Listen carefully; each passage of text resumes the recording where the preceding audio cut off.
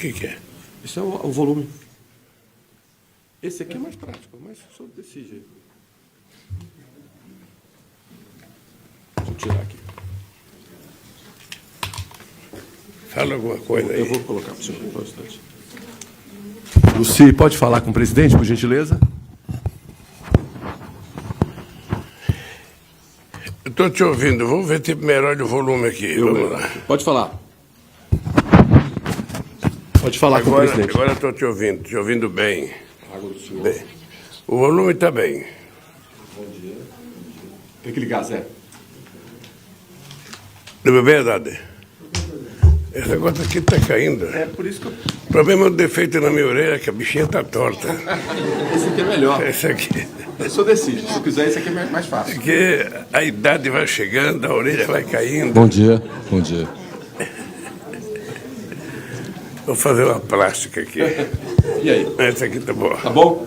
Bom, presidente, se eu quiser. Quando alguém for fazer pergunta, eu prefiro esse. Isso. Então tá. Então, tá com Eu posso ouvir assim, ó. Pode. Palavra do senhor aí. Bom dia. A gente primeiro vai ter uma fala do presidente, só repassando a agenda que ele teve aqui. Ele, na quinta-feira, teve um almoço com a presidenta do novo Banco de Desenvolvimento, a Dilma Rousseff.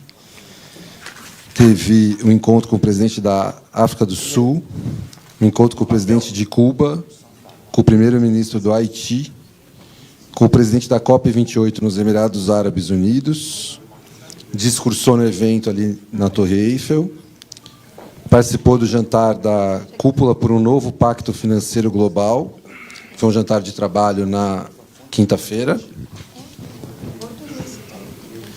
Na sexta-feira participou da Cúpula, teve um encontro com o Mélenchon, um almoço de trabalho com o presidente Emmanuel Macron, um encontro com a prefeita de Paris, Anne Hidalgo, um encontro com o presidente da República do Congo e com o presidente do Banco Interamericano de Desenvolvimento, o Ilan Goldfarb.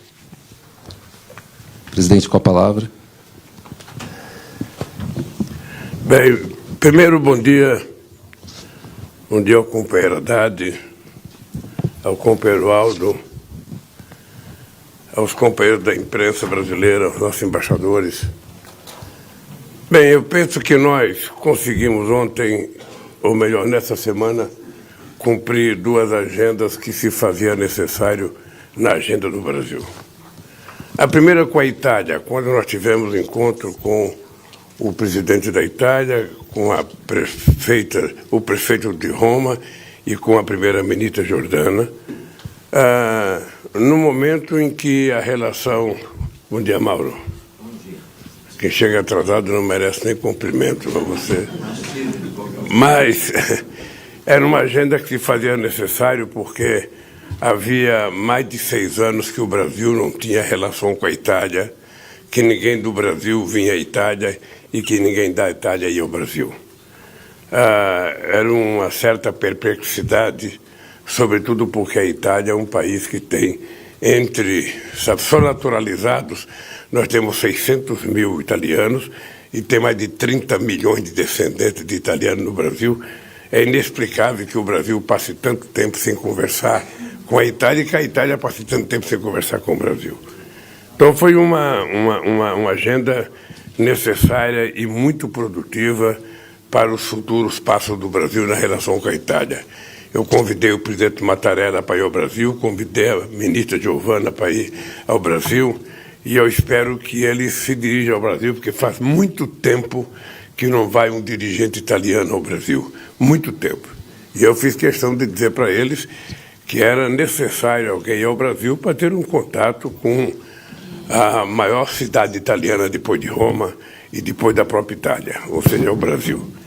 E na França, o encontro para discutir o novo pacto econômico, para discutir a questão do clima, foi muito importante pela possibilidade de termos relações de uma só vez com muitos países e, sobretudo, com muitos companheiros que são representantes dos países africanos.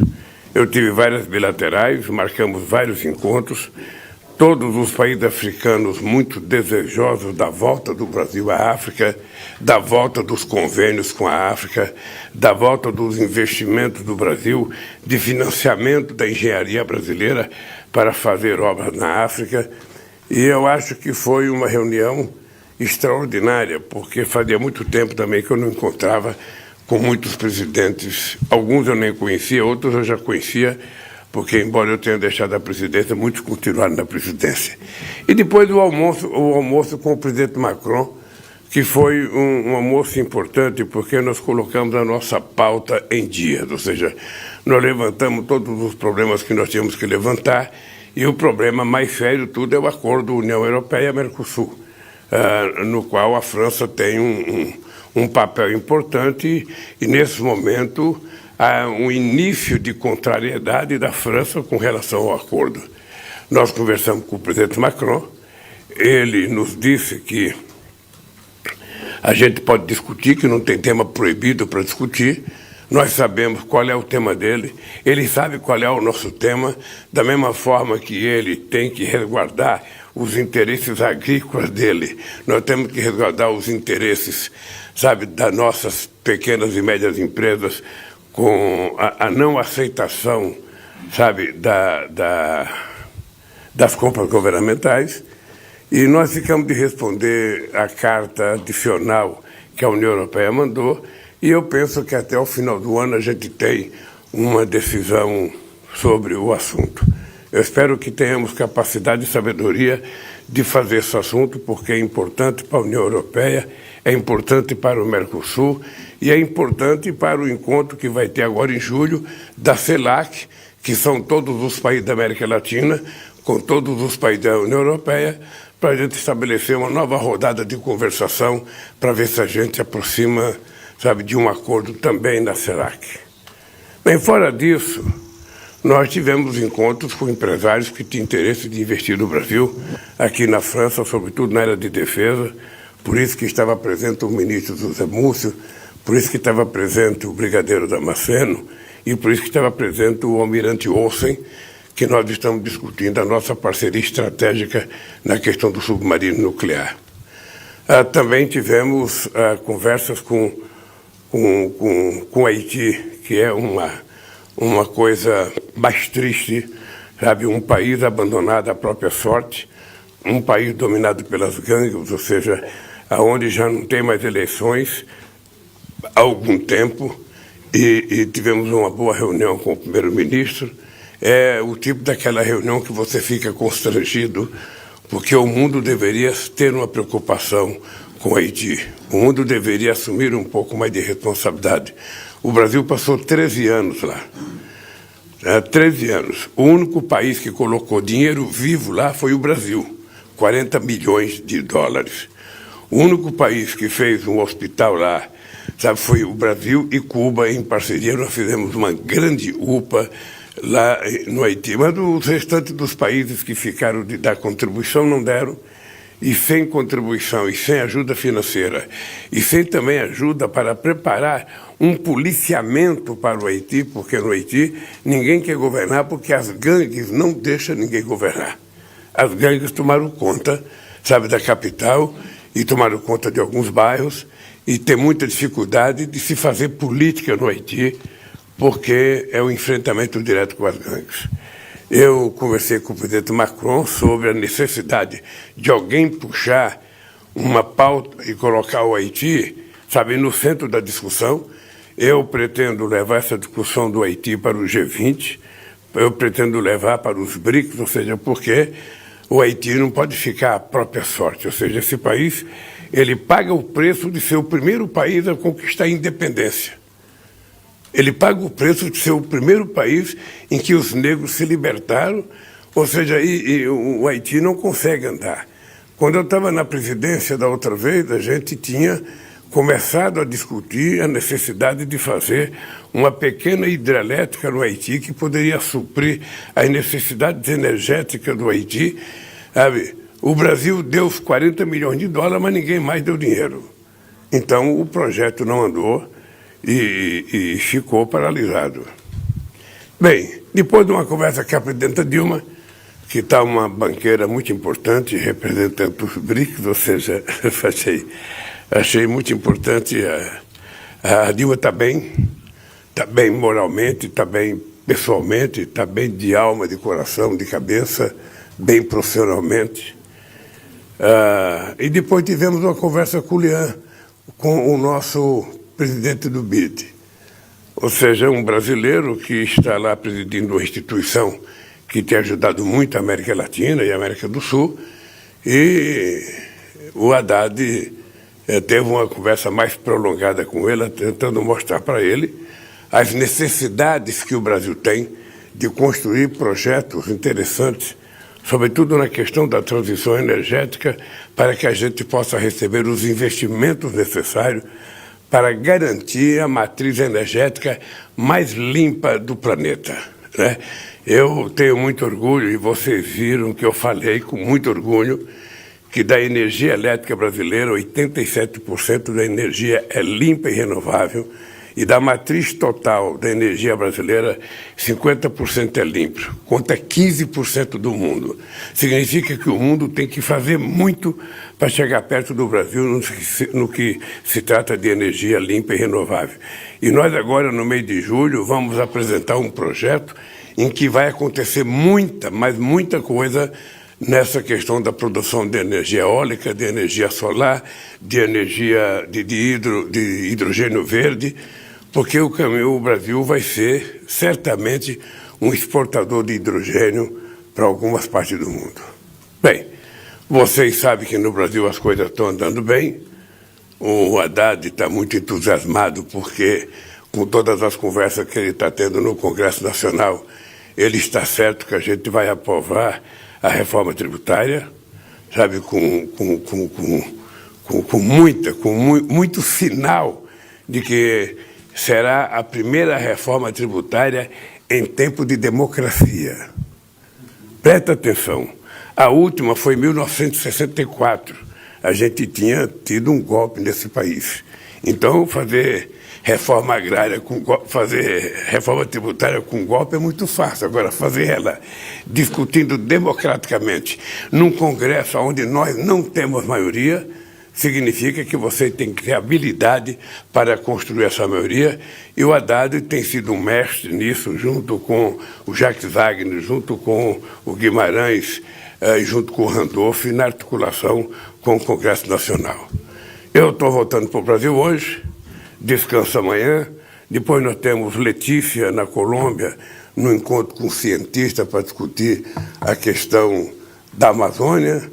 Depois nós temos em julho a CELAC, que será em Bruxelas, e depois nós temos mais uma viagem sobre os BRICS em agosto, depois o G20 em setembro, e depois nós vamos cuidar da alma, porque está muito cansada a agenda.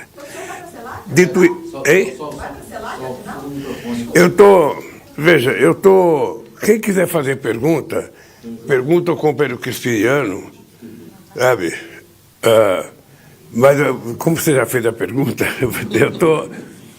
eu estou pensando se eu for a CELAC ou não. Se eu não for, vai o companheiro Alckmin me representando, né? Eu não sei se vai dar para ir, e eu vou ver se eu não puder ir, o Alckmin vai. Às vezes a gente tem que ir, porque se a gente não for, passa a ideia de que a gente não está dando importância a um evento que envolve todos os países da América Latina, e o Brasil é o criador da CELAC. A CELAC foi criada, sabe, na Bahia, e eu acho que nós temos a obrigação de estar lá comparecendo forte para animar a tropa, porque se o país maior não comparece, dá a impressão que a gente não está dando importância para a discussão. Então eu estou com esse dilema, quem sabe eu vá, mas se eu não for, vai o Alckmin, e o Alckmin representará bem o Brasil.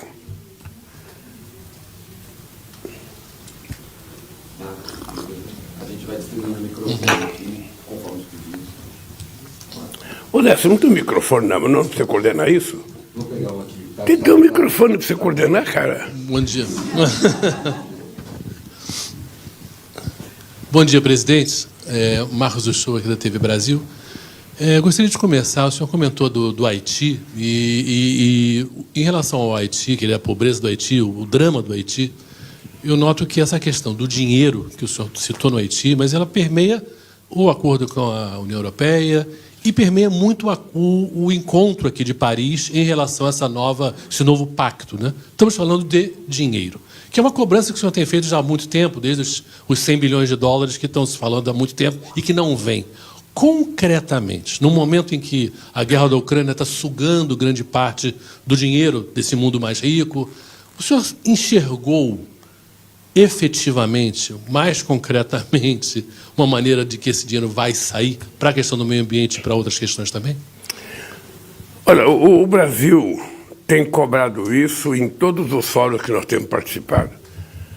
Porque não é apenas 100 bilhões de dólares para o Brasil. O Brasil terá possivelmente uma parte disso, porque são muitos países que precisam do dinheiro para manter-se, sabe, com uma política ambiental corretamente, uma política climática que nos ajude a fazer o sequestro de carbono que o mundo tem que fazer.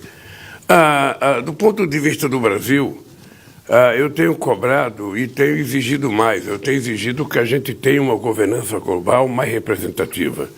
Sem uma governança global que tome decisões e essas decisões sejam efetivadas e controladas por essa governança global, a gente tem pouca chance de ver as coisas acontecer. Pelo simples fato. Você faz uma COP no Egito, como vai nos Emirados Árabes, como vai ter agora no final do ano. Aí você toma decisões importantes. Essas decisões importantes ela não é definitiva, ela não é auto-aplicável. Você precisa voltar para o seu país e decidir dentro do seu Congresso, nas instituições do seu país, a aprovação ou não. E muitas vezes as coisas que são aprovadas lá fora não são aprovadas dentro do país. Eu poderia pegar um exemplo, o Protocolo de Kyoto, que não passou na maioria dos congressos. Eu poderia pegar Copenhague, onde foi sugerido 2.100 bilhões de dólares, que foi em 2009. Já fazem 14 anos e até agora não saiu dinheiro. Poderia pegar o Acordo de Paris, que talvez tenha sido uma das melhores coisas feitas na questão ambiental, mas que também não está sendo aplicada. Porque não é impositivo. Há uma decisão e você não tem, sabe, quem exerça a cobrança. E é por isso que nós temos dito que é necessário uma governança global. E essa governança global, diga-se de passagem, chama-se ONU, e a ONU tem que estar fortalecida. A ONU de 45 não representa mais a ONU de 2023. É outra geopolítica, são outros atores mais importantes. Não tem explicação que a América Latina não esteja presente no Conselho de Segurança da ONU. Não tem explicação que a África não tenha 2 ou 3 países no Conselho de Segurança. Não tem explicação que a Índia não esteja, que a Alemanha não esteja, que o Japão não esteja, que o Brasil não esteja. Sabe? Então, é preciso a gente renovar a direção da ONU para que a gente possa ter um organismo multilateral com poder de decisão. Se você tomar uma decisão e não for cumprida, aí sim você pode estabelecer uma punição que todos os países que estão cumprindo têm que impor àquele que não está cumprindo. Se não for assim, não vai funcionar. Se não for assim, cada um se tranca dentro do seu próprio umbigo e as coisas não andam. E a questão climática é uma coisa muito séria. Essas mudanças de intempéries que a gente está assistindo todo dia, chovendo demais onde não chovia, fazendo seca demais onde não tinha seca, tendo furacão onde não existia. Ou seja, tudo isso significa mudança de comportamento do planeta contra a espécie humana, ou melhor, a espécie animal que mora aqui. E é nesse aspecto que o Brasil aparece com muita força. Não só porque tem a maior reserva florestal, a maior reserva de floresta tropical do mundo, mas porque, se a gente juntar o Brasil e a América do Sul, a gente tem um montante muito especial. Por isso, o encontro em agosto, dia de 10 a 12 de agosto, com todos os países da América do Sul, mais a Guiana, Suriname e a Guiana Francesa, que nós convidamos o Macron, porque a maior fronteira, sabe, da França é com o Brasil. Não sei se eles já se aperceberam disso, mas é preciso notar que a maior fronteira é com o Brasil e eles fazem parte da Amazônia. E, portanto, ele tem que participar desse encontro para fazer parte da política de preservação da nossa floresta. Não só preservação, mas como explorar cientificamente a riqueza da biodiversidade da Amazônia. Como fazer da biodiversidade da Amazônia e da boa pesquisa, que, na minha opinião, tem que envolver o mundo inteiro, sabe, o sustento com qualidade de vida para 28 milhões de pessoas que moram só na Amazônia brasileira e 50 milhões que moram em toda a Amazônia, envolvendo os outros países. Tudo isso está em jogo. Ontem, quando eu coloquei a questão da luta contra a desigualdade junto com a luta do clima, é porque a desigualdade, hoje, ela é mais forte do que era 30 anos atrás. Hoje a desigualdade ela é múltipla. Você tem desigualdade de renda, você tem desigualdade social, você tem desigualdade na saúde, você tem desigualdade de gênero, você tem desigualdade racial, você tem desigualdade na oportunidade. Ou seja, o mundo está mais cheio de desigualdade do que de igualdade. E o que nós precisamos é indignar a sociedade contra a desigualdade. Tem coisas que acontecem no mundo que a gente não consegue se explicar. Ou seja, o ser humano, ele é por si só uma espécie animal muito fraterna, muito solidária. A gente nasceu para viver em comunidade. O ser humano, ele vivia solidariamente, sabe? Uns ajudando os outros. Hoje a individualidade tomou conta da espécie humana. Eu não sei onde que a gente vai parar. Sabe, nós estamos, na verdade, deixando de ser seres humanos com sentimentos para virarmos algoritmos. E eu acho que isso não é bom, e as pessoas vão perdendo a sensibilidade. Sabe, ontem, naquela reunião em que tinha muitos países africanos e muitos outros países, a questão do Haiti não entrar é uma noção básica de que, sabe, o Haiti não é problema de ninguém. Quando, na verdade, o Haiti é problema de todos nós. E todos nós deveríamos ter uma postura de assumir o mínimo necessário para ajudar com que o Haiti saísse da situação que ele se encontra. E aí outros países. No Brasil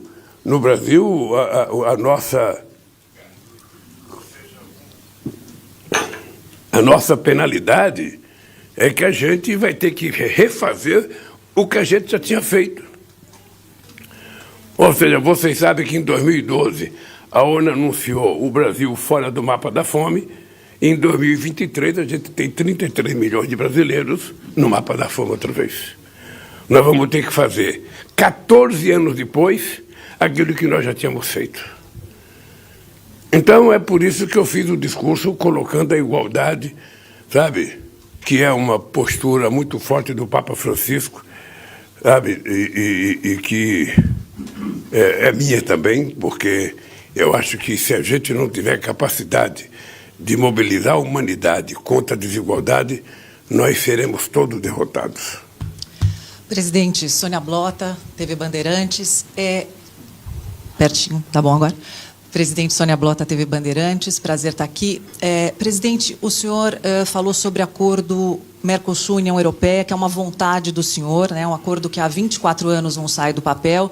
E eu queria saber, quando o senhor esteve frente a frente com o presidente francês, Emmanuel Macron, quais foram os pontos que os senhores conversaram para que finalmente saia esse acordo? Olha, o presidente Macron, ele tem dificuldade no Congresso. Ele tem dificuldade no Congresso. E se a gente puder conversar com os nossos amigos mais à esquerda para poder ajudar a que seja aprovado um acordo do Mercosul, nós vamos fazer. Não tenha dúvida que nós vamos conversar com todos os amigos que a gente tiver aqui na França para ver se a gente consegue convencer as pessoas da importância. Porque não é o protecionismo que vai ajudar. Ou seja, é muito engraçado esse mundo, porque dos anos 80 para cá, tudo que as pessoas falavam é de quanto mais abertura, melhor, quanto mais livre comércio, melhor. Você das contas, agora, quando chega, às vezes, dos países em desenvolvimento competir em igualdade de condições, os mais ricos viram protecionistas. Então, não tem nenhum sentido.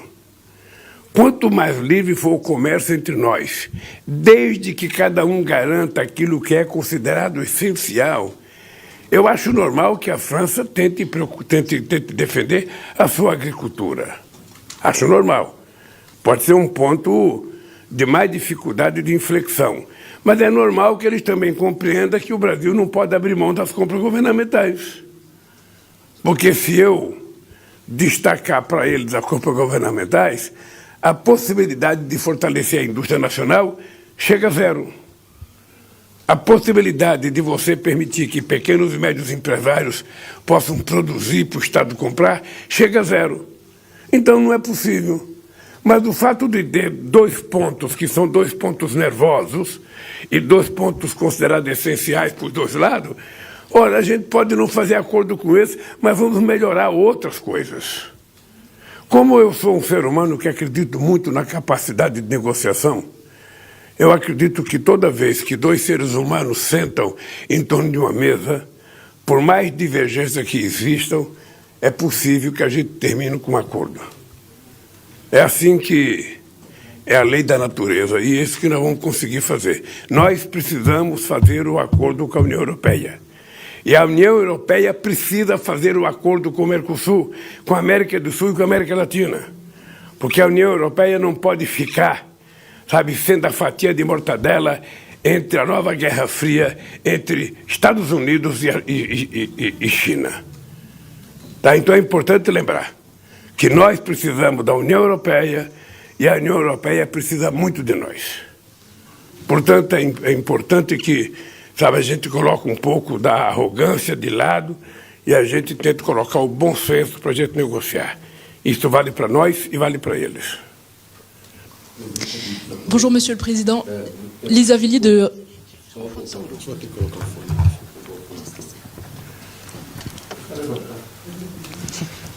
Bonjour, Lisa Villy de Radio France. J'aurais aimé si vous pouviez réagir O senhor pode falar sobre a entrada, l'annonce de sa rébellion armée. o anúncio da rebelião armada na Rússia? Não posso falar. Lamentavelmente não posso falar porque eu não tenho as informações necessárias para te falar. Eu, quando chegar ao Brasil, que eu me informar de tudo que aconteceu ontem, que tiver várias informações, aí eu posso te falar. Mas agora seria chutar, sabe, de forma precipitada uma informação que eu não tenho. Eu ouvi dizer, mas não tenho informação e eu pretendo não falar de uma coisa tão sensível sem ter as informações necessárias. Presidente, Priscila Yazbek, da CNN Brasil. Presidente, queria te fazer uma pergunta sobre a manchete do jornal La Liberación, que fez uma reportagem de capa com o título La Decepção. A principal crítica que eles fazem é sobre a sua postura em relação à guerra na Ucrânia. E, aproveitando esse assunto, queria perguntar como o senhor vê os desdobramentos da guerra com o grupo Wagner se rebelando. Eles também criticaram o seu encontro com Maduro e também a sua defesa do livre comércio. E um outro ponto também que repercutiu bastante aqui foi o encontro com o príncipe saudita, que foi cancelado. O senhor alegou cansaço, a sua equipe alegou cansaço, mas nos corredores do hotel também tinha uma impressão de que esse encontro poderia gerar uma manchete negativa ao fim da viagem. Como o senhor vê essas duas questões? Veja, eu não pensei nisso. Sinceramente, eu não pensei nisso. O que eu sabia é que havia uma proposta de ter uma reunião com um príncipe da Arábia Saudita que queria discutir investimento no Brasil. E eu quero conversar com todas as pessoas que querem fazer investimento no Brasil, até porque eu quero saber qual é a qualidade do investimento que as pessoas querem fazer. Eu simplesmente não tive condição de participar da reunião, ou seja, e vou pedir para que o Itamaraty o convoque para ir ao Brasil discutir negócio com os empresários brasileiros. Sabe? Nós temos muito interesse em que a Arábia Saudita faça investimento no Brasil, sobretudo na questão da transição energética, porque nós vamos apresentar um grande projeto, sabe, ainda esse mês de julho. Então, se a Arábia Saudita tiver interesse de investir no Brasil, pode ficar certa que o Brasil terá interesse em conversar com a Arábia Saudita, com quem quer que seja que eles mandem conversar. Independentemente das polêmicas? Independentemente da polêmica, veja, eu não estou preocupado com a joia, eu não estou preocupado porque isso não é comigo. Eu estou preocupado com o seguinte: se tiver empresários da Arábia Saudita que queiram fazer investimento no Brasil, o Brasil terá interesse em receber esses empresários, seja através do Ministério da Indústria e Comércio, seja através dos nossos empresários, e conversar da forma mais civilizada possível, com o interesse que é inerente ao povo brasileiro, porque nós precisamos fazer a economia brasileira crescer. É isso. Com relação à liberação, ora, eu não fico chateado quando um europeu, no caso da guerra, pensa diferente de mim. Eles estão no centro da guerra. Eu estou a 14 mil quilômetros de distância. Então, é muito normal que eles estejam muito mais nervosos, porque eles estão vivenciando a guerra e sofrendo as consequências da guerra mais imediata e com preocupação do que vai acontecer. Porque vai chegar aqui o inverno e a energia certamente vai ficar um pouco mais cara. E eles vão comprar energia de quem? Então eles têm que estar mais nervosos, mais preocupados do que eu, têm que ter um pensamento diferente. O meu pensamento é simples. Eu sou contra a guerra. Eu quero paz. É isso. Nós condenamos a invasão da Rússia ao território da Ucrânia. Isso já está declarado e votado na ONU. Mas isso não implica que eu vou ficar fomentando a guerra. Eu quero criar condições para que os dois países sentem. Por enquanto eles não querem sentar, porque cada um está achando que vai ganhar, mas de algum momento eles vão sentar. E vão precisar de interlocutores com muita responsabilidade para tentar negociar. E o Brasil está participando. Agora mesmo, o ministro Celso Amorim está em Copenhague, numa reunião de vários outros países, para tentar estabelecer, discussões sobre a paz. Esse é o meu comportamento há mais, de um ano, desde que começou essa guerra, e continua intacto. Eu sou pela paz, não sou pela guerra. Ele já tinha respondido. Não entendi. Ele já tinha respondido para eu não entendi a pergunta dela. A pergunta da francesa, ele já tinha respondido essa questão. Por favor. Bom dia, presidente Bianca Rottier. Fale mais perto do microfone. Bom dia, presidente Bianca Rottier, da Globo News. O senhor já respondeu as principais questões. Essa questão do Grupo Wagner, a Priscila perguntou, a nossa colega francesa já tinha tocado. Entendemos que o senhor não tem ainda detalhes, mas é um assunto que está preocupando muito o mundo todo. O presidente Vladimir Putin deve fazer um pronunciamento agora, em breve. Como é que o senhor se mobiliza nesse sentido? Assim, o que o senhor pode falar para a gente de preocupação? Porque uma rebelião desse tamanho, naturalmente, está todo mundo de olho, né? E qual é a sua preocupação? Se o senhor pode... Veja, eu não sei o tamanho da rebelião. Eu só estou te pedindo o seguinte: quem sabe quando eu voltar para o Brasil, no dia seguinte eu já tenha todas as informações possíveis, porque eu vou conversar com muita gente a respeito dessa chamada rebelião.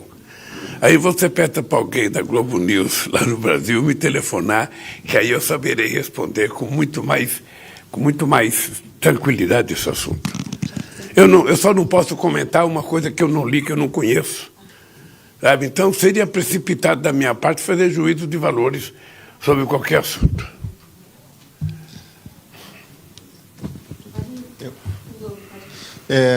Nessa questão... Fernando Schemberg, do Jornal Globo. Nessa questão da guerra ainda, como é que foi a conversa com o Macron? Porque é muito evidente a diferença de visão, de postura de encarar a questão do conflito ucraniano entre o Brasil com a França. Houve alguma convergência, alguma aproximação? Cada um se manteve na sua posição? E só uma perguntinha: o senhor veio aqui nesse encontro e participou do encerramento somente, né, do encontro. O senhor acha que esse é o jeito certo de discutir essa questão do Pacto Global? O senhor acha que a posição dos países ricos estão corretas em propor esse tipo de discussão desta forma, nesse modelo, como foi feito aqui? Olha, eu acho que quando a gente começa a fazer uma discussão, se o modelo que foi estabelecido não foi correto, a gente vai corrigindo ele e vai chegar o momento que a gente vai chegar à perfeição do modelo de discussão que a gente tem que fazer. O dado concreto é que nós estamos tendo consciência que as instituições que foram criadas logo depois da Segunda Guerra Mundial já não representam mais aquilo para o qual elas foram criadas. O Banco Mundial não representa mais, o FMI não representa mais, e a própria ONU já não representa mais. A ONU, quando ela foi criada, ela teve força de criar o Estado de Israel. Hoje ela não tem força para manter a demarcação de terra dos palestinos. As guerras estão acontecendo, são guerras, sabe, determinadas e pensadas por membros do Conselho Permanente. Quando os Estados Unidos invadiu o Iraque, os Estados Unidos era membro permanente da ONU e ele não consultou ninguém. Quando o Sarkozy e a Inglaterra invadiram a Líbia, eles eram membros do Conselho Permanente e não consultaram ninguém. E quando o Putin invadiu a Ucrânia, ele é membro também efetivo e não consultou ninguém. Então significa que as instituições estão falidas. O mundo de 2023 precisa de outras instituições mais fortes, mais representativas, com maior participação. É isso. Ora, a diferença entre o Macron e eu na questão da Ucrânia, eu vou repetir. Há muito tempo eu sei o que o Macron pensa sobre a guerra da Ucrânia e há muito tempo o Macron sabe o que eu penso sobre a guerra da Ucrânia. Eu não levarei ele a pensar como eu, porque ele está distante, ele está no outro mundo. Ele está próximo do campo de batalha. E eu tenho um oceano Atlântico, sabe, de diferença. E eu acho que mesmo aqueles que estão defendendo a guerra, mesmo aqueles que estão ajudando a Ucrânia, querem a paz. Eu tenho certeza que todo mundo quer a paz. Acontece que a paz só vai acontecer quando os dois combatentes chegarem à conclusão que é preciso ter paz. Então, eu vou esperar esse momento. Eu, no G7, conversei com a Indonésia, conversei com a China, conversei com a Índia, conversei com o Vietnã. Nós temos conversado com vários outros países. O Celso Amorim já foi a Kiev, o Celso Amorim já foi a Moscou, ele agora está em Copenhague, ou seja, o presidente da África do Sul já foi à Rússia, já foi à Ucrânia. Ou seja, tem muita gente brigando pela paz. Tem muita gente tentando encontrar um caminho para que a gente chegue à paz. Eu espero que logo, logo também os Estados Unidos estejam querendo encontrar a paz, e aí vai ficar mais fácil a gente fazer a paz. Pronto, gente. Última pergunta aqui, por favor, presidente. Aí a gente Bom dia, encerra. presidente Lula. Fernando Otero, do site Holofote Notícias Brasil e da rádio Dublin South FM, na Irlanda. Na sua agenda foi divulgado que o senhor conversou sobre cultura e tem 4 milhões de brasileiros morando fora do Brasil e a cultura é uma coisa muito forte para a gente, quando a gente está fora do Brasil, e a maneira como a gente é identificado. Queria que o senhor comentasse um pouco sobre esses acordos que foram feitos, a conversa que o senhor teve com o Macron relativa à cultura. Muito obrigada. Olha, uma das coisas que eu disse ao presidente Macron era de que nós queríamos recuperar as comemorações do Dia do Brasil na França e do Dia da França no Brasil. Isso existia, era um evento cultural muito forte. Eu participei, enquanto presidente, de um evento aqui, com a participação de muitas atividades culturais brasileiras. Depois eu participei lá no Brasil, quando o Sarkozy foi lá, de um outro evento com muitas atividades culturais da França no Brasil. Isso é importante voltar, porque o povo brasileiro tem muita afinidade com o povo francês e com a cultura francesa. Então, eu acho que o companheiro Macron deve ter ficado sensibilizado com a importância disso. Outra coisa que eu pedi foi para recuperar a Casa da América Latina, que tem aqui, que é uma coisa que funciona bem, que tinha uma atividade cultural muito intensa. Eu, inclusive, entreguei na mão dele uma proposta para ele levar em conta a necessidade da casa voltar a funcionar com a força que ela já teve alguns tempos atrás. Ela foi fundada pelo De Gaulle, depois ela foi bem administrada pelo Mitterrand, depois ela veio funcionando ao longo de outros governos, mas está num momento de baixa. E é preciso, então, recuperar, porque Brasil e França têm muita afinidade cultural. Gente, eu vou pedir desculpa porque tem uma coisa chamada slot. Quando tem muito chefe de Estado, você tem horário para voar, e o nosso horário já está vencendo a idade. E temos que ir. Gente, obrigado. Muito obrigado a vocês. Até o próximo encontro.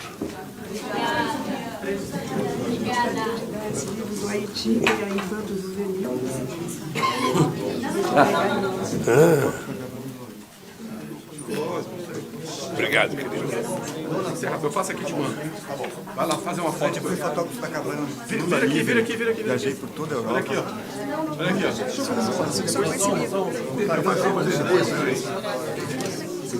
Aê, tá feito. Eu te mando a foto, irmão. Se apresenta pra ele aqui. Foi ele. O presidente Lula cumpriu a agenda oficial na França na quinta e sexta-feira dessa semana. Durante a estadia no país, Lula participou da cúpula sobre o Pacto Financeiro Global, que reuniu mais de 50 líderes internacionais em Paris. Em seu discurso na cúpula, o presidente Lula destacou a preservação da Amazônia e a redução das desigualdades sociais e fez críticas à ONU e ao FMI. Sobre a Amazônia, o presidente voltou a falar do compromisso dele em zerar o desmatamento na região até 2030. Bem, você acompanhou então aqui a entrevista coletiva do presidente Lula em Paris, pouco antes de retornar ao Brasil. Continue